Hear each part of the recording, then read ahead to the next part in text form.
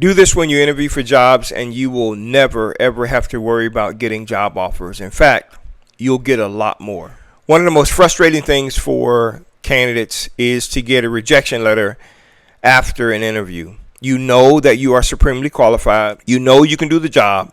You have the skill, experience, education, and background to do the job. But a few days after your interview, you get an email saying, well, we've decided to go with another candidate.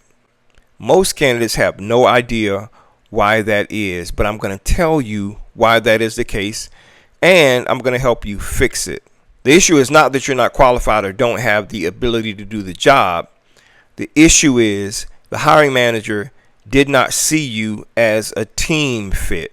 Now, by team fit, I mean they really didn't think it would be good working with you. I know that sounds like it's a little shallow, but that is the truth. The reason why you got the interview is because they looked at your resume and saw that you have the skill, experience, education, and background to do the job. So that wasn't the issue. The issue was they didn't think you were a fit, and that translates to, well, they just didn't like you. Now, don't mistake me. When I say they didn't like you, they don't know you well enough to like you or not. What I'm saying is they don't like you for the team. They just didn't think that you would be a person that they would want to work with, or that you will be someone that the team will be good working with. Imagine a pond, right? It's just crystal clear and there's no wind. If you drop a pebble in it, what ends up happening is there's a ripple effect. The thing that hiring managers interview for when they interview candidates is to see what kind of ripple effect you will have. Are you a gossiper? Do you talk too much? Are you a team player? Are you selfish? Are you selfless? Do you make everything about you? Or is it about them and what they want to try to get done? Those are all of the things that hiring managers are thinking about when they are interviewing you. Again, they have your resume in front of them, and the reason why you got your foot in the door is because they looked at your technical expertise, your skill, experience, education, and background, and they believe that you can do the job. When you submit your resume for a job, 80 to 90% of the selection process has to do with your technical expertise. When you have an interview with a hiring manager, 80 to 90% of the selection is your likability. Now, you may not like that, but that is the way it is. So until you learn how to fix this, identify it and fix it, it may continue to be an issue when you're interviewing for jobs.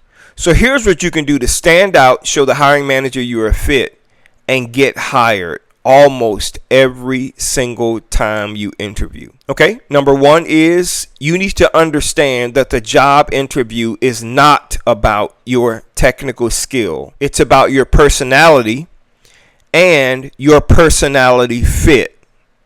Whether this is a one-person team or a 100-person team, you have to be a fit for that team for the hiring manager to make a decision about hiring you. Now, you may not like that, as I said before, but that's a smart thing to do. Hiring managers often take some time to build a good, cohesive team because they're judged by the team performance.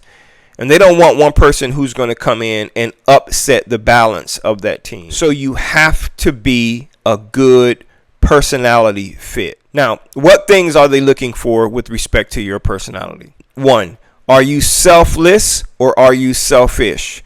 Do you make it all about you, or is it about other people? Showing the hiring manager that you want this job to help the team and not just yourself is what's important. Number two, are you willing to come in to the organization and on the team and fit in so you can stand out? Fitting in simply means that you are one piece of the puzzle, not the entire puzzle. You are one piece of the puzzle, so you're coming into the organization and on the team to do your part. Remember, and never forget this, they don't know you outside of your resume in this 30-minute to 1 hour interview that they're doing with you.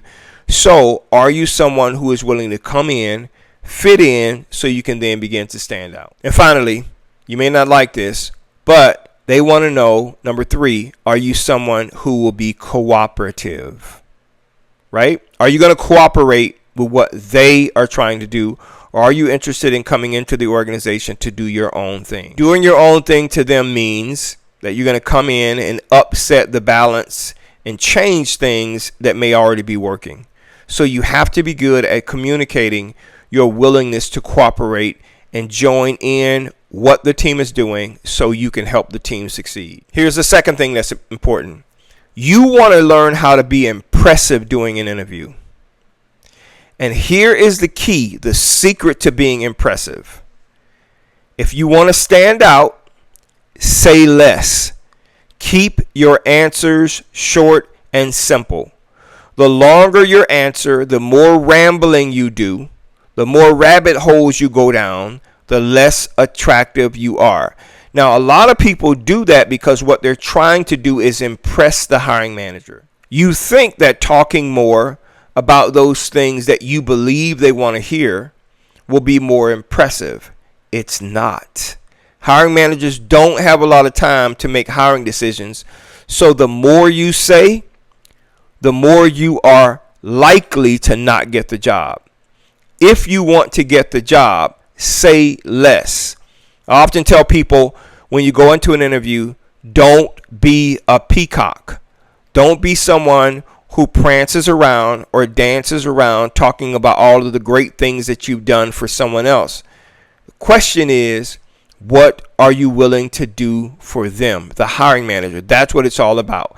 And talking about all of your impressive accomplishments prior to this job doesn't help you. So avoid being a peacock and going down rabbit holes, rambling and talking on and on and on about you, which to the hiring manager means nothing. Number 3, hiring managers hate candidates who are me, my, I thinkers. Now, it's natural when you meet someone to talk about yourself. That's natural, right? But in an interview, that is dangerous. You have to talk in terms of we, us, and our.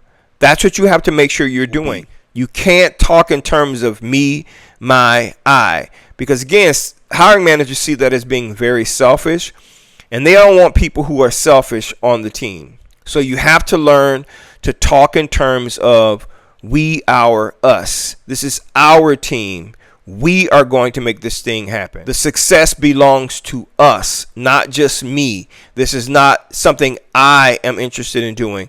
I am interested in doing this for the team and not just me. That is a lot more impressive to hiring managers than you talking about yourself and all of the things that you want to do. And finally, to get what you want from the hiring manager, you must be willing to give them what they want first. One of the keys to highly successful people is, in order to get what you want, you must be willing to give others what they want first. The funny thing is, that's what hiring managers are actually looking for. Are you willing to come in and sacrifice what you want for what they want? If you do that, that leads to you getting what you want.